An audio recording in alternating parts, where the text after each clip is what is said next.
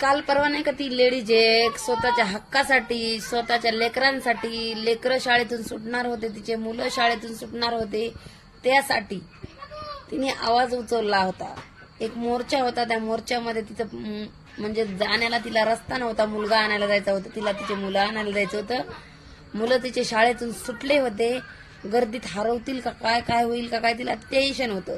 त्याच्यामुळे ती इतकी गरम झाली मुलांसाठी. आई काहीही करू शकते, हे जिवंत उदाहरण मी आहे. मुलांसाठी आई कोणत्याही लेवलला जाऊ शकते.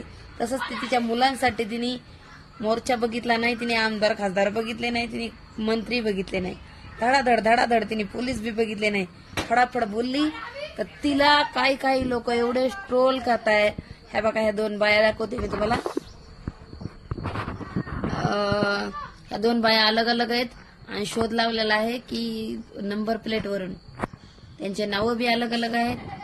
आणि तरी तिला ह्या दुसऱ्या बाईची आयडी दाखवून लोक एवढे ट्रोल करायला लागलेत की विचारूच नका. पण ती वेगळी आहे आणि ही वेगळी आहे. काहीतरी माणुसकी असू द्या तुमच्यामध्ये. एका स्त्रीला कितपत ट्रोल करावा, किती खालच्या थराला जावा, हे जर तुम्हाला कळत नसेल तर तू ये तुमच्या जिंदगीवर.